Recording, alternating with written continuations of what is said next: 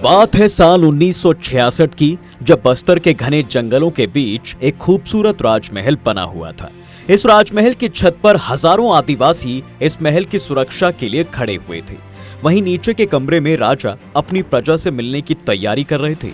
इसी दौरान एक हमला हुआ और यह हमला इतना खतरनाक था कि एक एक कर छत पर खड़े सभी आदिवासी नीचे गिरने लगे।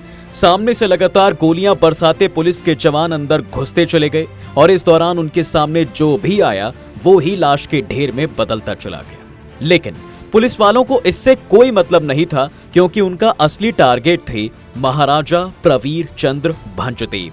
जी हाँ, और उस दिन के बाद इस तरह की घटनाक्रम की खबरें आना आम बात हो गई थी। इस तरह की कुछ घटनाएं अखबारों और न्यूज चैनल में आना बहुत ही नॉर्मल बात हो गई है, जहां हमारे जवानों को आए दिन नक्सलियों के हमले का शिकार होना पड़ता है। बस्तर एक ऐसा शहर जो कि एक वक्त में भारत के सबसे बड़े शहरों में से एक था और आज भारत के सबसे बड़े संभागों में से एक है, जिसमें 4 जिले शामिल हैं। बस्तर, दंतेवाड़ा, कांकेर और कोंडागांव जो है तो इंडिया का ही हिस्सा, लेकिन आज भी इंडिया के बीचों बीच बसे इस हिस्से में हर कोई जाने से डरता है, जिसकी खूबसूरती देखकर लगता है मानो किसी दूसरी ही दुनिया में आ गए हो। लेकिन जहां डर का ऐसा माहौल है कि रूह कांप जाती है, पिछले कई दशकों से बस्तर जल रहा है।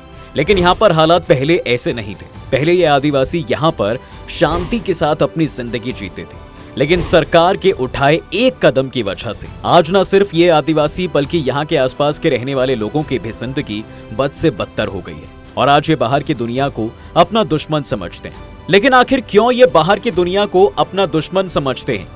आज के समय में देखिए, ये आदिवासी किसी की भी जान बख्शते नहीं हैं, लेकिन ये अपने एक राजा को भगवान की तरह पूजते हैं और वो थे राजा प्रवीर चंद्र भंजदेव, जो अगर आज होते तो शायद उनके हालात ये नहीं होते। ये वो राजा हैं जिनकी तस्वीर आदिवासियों के घरों में दिख जाती है, जिन्हें लोग भगवान की तरह मानते हैं। यहाँ के हर घर में इनकी तस्वीर मिलती है, क्योंकि जब ये वहाँ पर राज कर रहे थे तब वहाँ के हालात कुछ और थे और अगर आज भी ये जिंदा होते तो शायद आज आदिवासियों की किस्मत कुछ और ही होती। दोस्तों, इन सब को समझने के लिए हमें इतिहास को समझना होगा, जिसकी कहानी शुरू होती है कई सदियों पहले। तो आज से कई 100 साल पहले भारत के बीच एक बहुत बड़ा जंगल था, जिसका नाम था दंडकारण्य जंगल। ये जंगल एक नहीं बल्कि कई राज्यों में फैला हुआ था। लगभग 5 राज्यों में फैला जंगल पश्चिमी बंगाल, महाराष्ट्र, छत्तीसगढ़, ओडिशा और आंध्र प्रदेश और तेलंगाना के कई हिस्सों में था। इस राज्य में पहले कई आदिवासियों का राज था और उसके बाद अलग अलग राजाओं ने यहाँ पर अपना अपना राज किया। आज से कई सदियों पहले बस्तर पर नल राज्य का शासन था, लेकिन 12वीं सदी के आते आते नल का साम्राज्य यहाँ से पूरी तरह खत्म हो गया और फिर वहाँ पर तेलंगाना के शासकों का राज हो गया। 12वीं सदी में तेलंगाना के शासक प्रताप देव के छोटे भाई अन्नमम देव अपने परिवार के सदस्यों और खजाने और मां दंतेश्वरी की मूर्ति को लेकर वहां से दंडकारण्य जंगल की ओर निकल पड़े। इस पूरे घटनाक्रम को लेकर कहा जाता है दोस्तों कि जब राजा का काफिला उन जंगलों से गुजर रहा था तो मां दंतेश्वरी खुद ही एक जगह पर विराजमान हो गई थी और उसी जगह पर बस गया था दंतेवाड़ा। दोस्तों, दंतेवाड़ा की बसावट को लेकर इतिहास में अलग अलग कहानियां काफी प्रचलित हैं। वहीं कुछ लोग मानते हैं कि दक्ष यज्ञ के दौरान गिरे सती के 52 अंगों में से एक अंग उनका दांत यहाँ पर गिरा और इस शक्तिपीठ का निर्माण स्थापित हुआ। अन्नमम देव के यहाँ आने के बाद उन्होंने बस्तर और दंतेवाड़ा दोनों को ही अपने कब्जे में ले लिया और वहां मां दंतेश्वरी का एक मंदिर बनवाया और खुद को उनका पुजारी घोषित कर दिया। इस तरह बस्तर के राजा अब मां दंतेश्वरी के पुजारी बन गए और इसके बाद बस्तर के लोग यानी कि आदिवासी अपनी जिंदगी शांति से जीने लगे थे, क्योंकि वहां पर ना तो उन लोगों की इतनी आय थी कि कोई उन पर हमला करता। लेकिन मुगलों के समय में जब मराठा पूरे देश में हमला कर रहे थे तो उस वक्त बस्तर भी उनकी नजरों से बच नहीं सका। हालांकि उन लोगों ने बस्तर पर कब्जा नहीं किया, बस यहाँ के राजा को शासन करने दिया और उन लोगों से टैक्स वसूलने लगे। टैक्स देते हुए भी बस्तरवासी खुशी खुशी रहने लगे थे। लेकिन यहाँ पर असली हालात बिगड़े साल 1818 के करीब। उस वक्त एंग्लो मराठा युद्ध हुआ और इस युद्ध में मराठाओं की हार हुई और उस वक्त उनके कब्जे की सारी रियासत और राज्य अंग्रेजों के कब्जे में चले गए। इसके बाद आदिवासियों की असली मुसीबत शुरू हुई। दरअसल जहां मराठा सिर्फ इन लोगों से टैक्स वसूल रहे थे तो वो वहीं अंग्रेजों को इन जंगलों का पता चला और साथ ही यहाँ पर छिपे हुए नेचुरल रिसोर्सेज का भी। दोस्तों, दंडकारण्य जंगलों में जमीन के नीचे कोयला और लोहा खूब मात्रा में मिलता है और वहां पर बड़ी बड़ी माइंस भी हैं। साथ ही जंगल होने की वजह से वहां पर नेचुरल चीजें भी हैं। जब अंग्रेजों को इस बात का पता चला तो उन्होंने जंगलों को खत्म करना शुरू किया और यहाँ कई सारे कारखाने लगाए और प्रोजेक्ट्स शुरू किए गए और इन सब के लिए मजदूर बनाया आदिवासियों को। लेकिन आदिवासी कम पढ़े लिखे थे और हमेशा जंगलों में ही रह रहे थे, इसलिए लोग इनके साथ जानवरों जैसा व्यवहार करने लगे। इन लोगों को खूब मारा पीटा जाता और इनसे हर तरह का काम लिया जाता। साथ ही मजदूरी भी नहीं दी जाती और अब आदिवासियों से उन्हीं के जंगलों को छीनने लगे थे। और इस तरह के अत्याचार से इन आदिवासियों में बाहर की दुनिया के लिए नफरत पैदा होती चली गई और इस नफरत का परिणाम निकला भूमकाल युद्ध।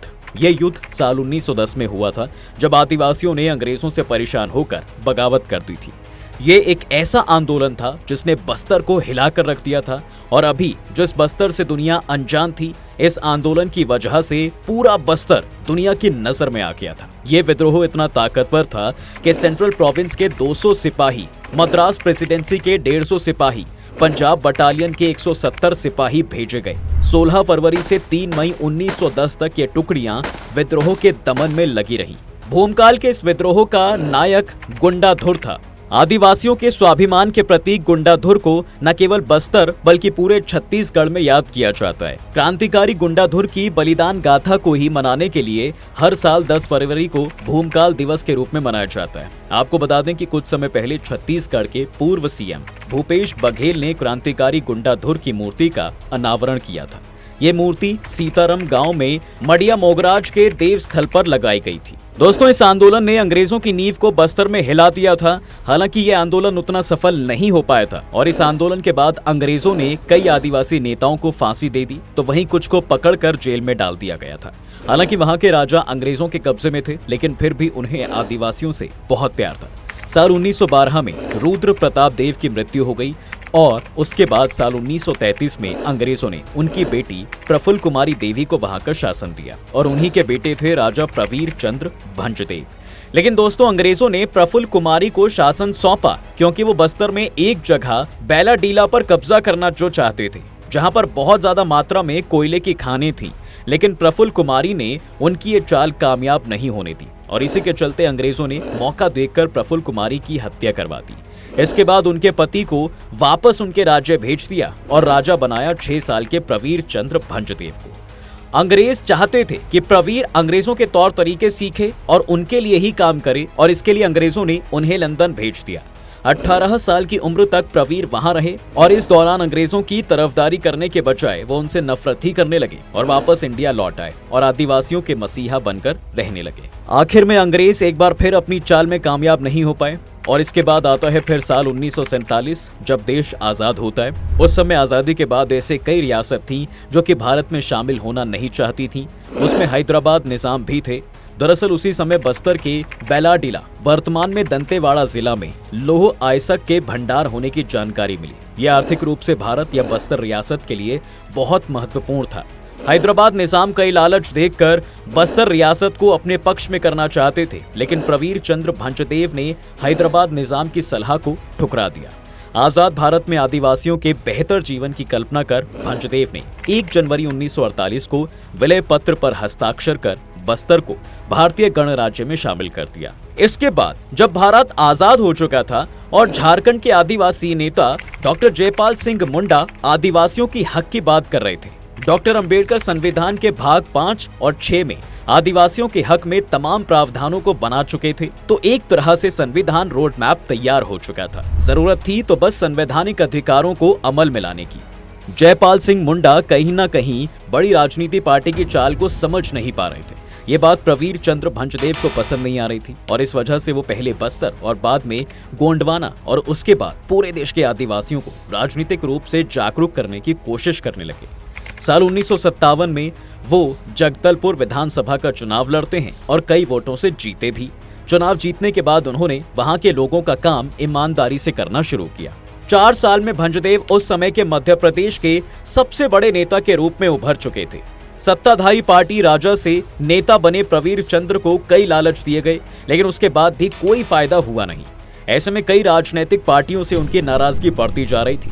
हालांकि कांग्रेस का सदस्य रहते हुए ही 1957 में वे विधायक भी बने थे, लेकिन आदिवासियों के लिए जो सरकार का रवैया था उससे दुखी होकर 1959 में विधानसभा सदस्यता से इस्तीफा दे दिया। दरअसल दोस्तों, ये मामला था मालिक मकबूजा भ्रष्टाचार कांड का। बस्तर रियासत के दौरान ही कानून बना था कि आदिवासी की जमीन गैर आदिवासी नहीं ले सकता, लेकिन आजादी के बाद उसमें संशोधन कर उसमें कई बदलाव कर दिए गए और इसका नतीजा ये हुआ कि एक बोतल शराब या कुछ पैसों में ही बाहरी लोग आदिवासियों के जंगल जमीन हड़पने लगे। साल और सांगवान के जंगल खत्म होने लगे। इसे मालिका मकबूजा भ्रष्टाचार कांड नाम दिया गया।